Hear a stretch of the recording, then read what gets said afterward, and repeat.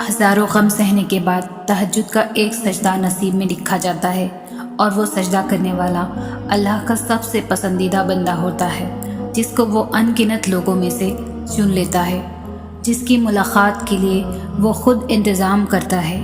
رشک آتا ہے مجھے اس شخص کے مقدر پر جس کی ایک پکار سننے کے لیے وہ سارا عالم خاموش کرا دیتا ہے، جس کے دیدار کے لیے وہ آسمان کو سیاہی سے بھر دیتا ہے اور چاروں طرف سے اندھیرا کر دیتا ہے، تاکہ اس کے بندے کے آنسو کو کوئی تیسری ذات نہ دیکھ سکے، تاکہ اس بندے کے جذبات کی خودداری پر پردہ پڑا رہے۔ سب کو بے فکری کی نیند سلا کر وہ اپنے اس خاص بندے کو اپنی جستجو کی فکر لگا دیتا ہے۔ تاخراتوں کا انتظار کرنے کی ضرورت کہاں پڑتی ہے؟ نم آنکھیں اور سسکتا ہوا دل اس کو تہجد میں ڈھونڈ لیتا ہے۔ وہ دونوں جہانوں میں سما نہیں پاتا، وہ پھر اس ٹوٹے ہوئے دل میں سما جاتا ہے۔ تم سوچتے ہو آزمائش کا وقت لمبا ہو گیا ہے، مگر وہ در حقیقت ملاقات کا وقت بڑھا دیتا ہے۔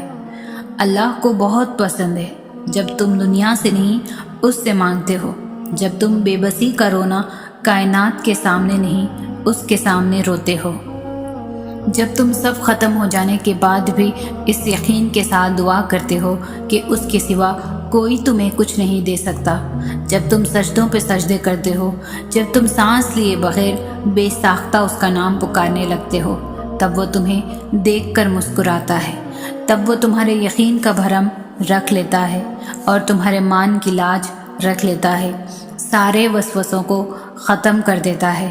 اس کی مسکراہٹ دکھائی نہیں دیتی، مگر محسوس کرو تو رگوں میں اس کی محبت کا رنگ خون کی مانند دوڑنے لگتا ہے۔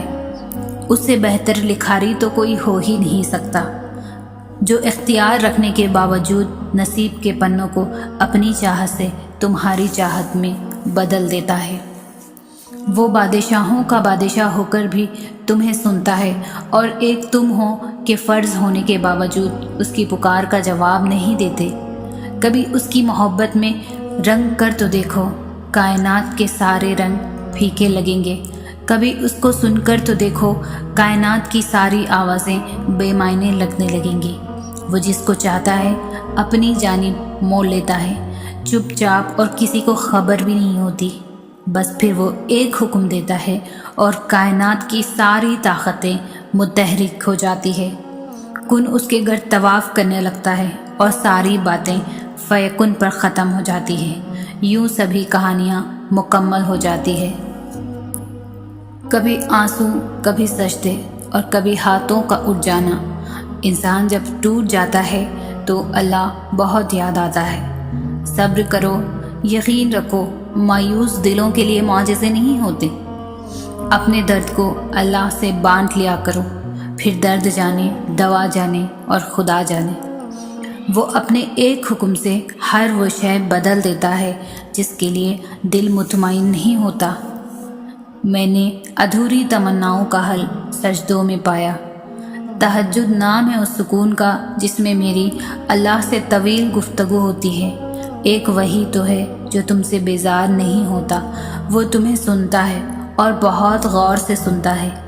اللہ پاک اپنے بندے کی تڑپ کبھی ضائع نہیں ہونے دیتا۔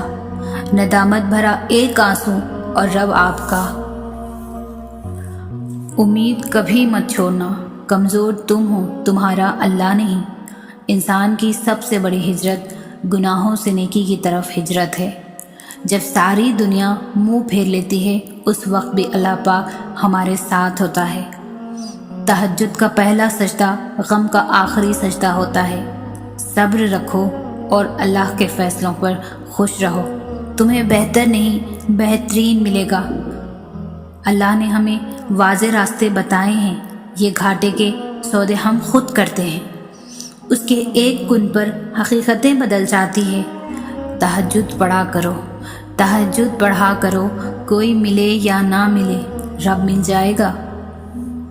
دنیا کی ہر چیز محدود ہے، مگر اللہ کی محبت لامحدود ہے، اور اللہ تمہیں یوں خوش کر دے گا جیسے تم نے کوئی غم دیکھا ہی نہ ہو۔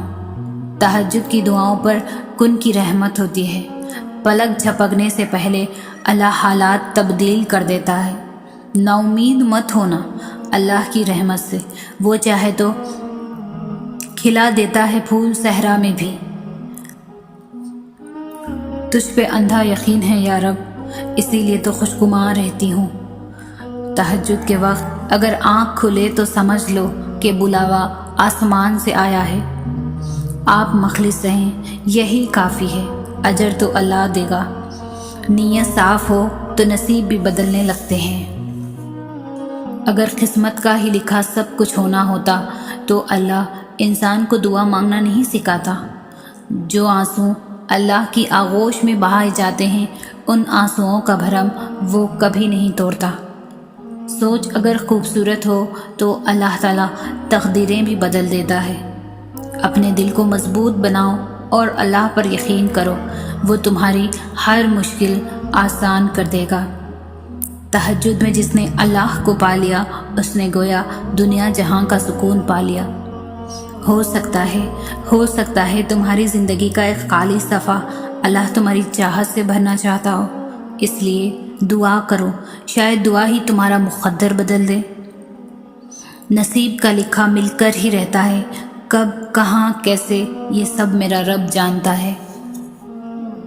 अल्लाह की रहमत से बिल्कुल मायूस नहीं हो, बस दुआ करें वो आपको हर आजमाइश में कामयाबी अता फरमाए।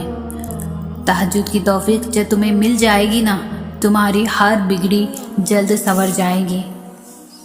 तहज्जुद लफ्ज़ बहुत मुख्तसर है मगर उसमें सुकून बेतहाशा है।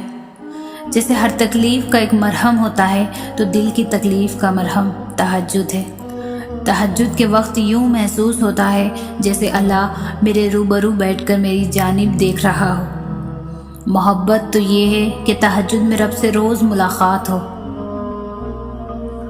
दर्द से ही अल्लाह की पहचान होती है और ये तड़प ही होती है जो तहज्जुद तक खींच लाती है। तहज्जुद की खामोशी में ज़ार ज़ार बहते हुए आंसुओं का शोर अल्लाह को राज़ी कर लेता है। तहज्जुद वो आखिरी मरहम है जिसके बाद ना कोई ज़ख्म सताता है और ना कोई गम रुलाता हो। किस कदर पाकीज़ा है इस मोहब्बत का भी दुख जो हमें ख़ज़ा सजदों से तहज्जुद तक खींच लाया है।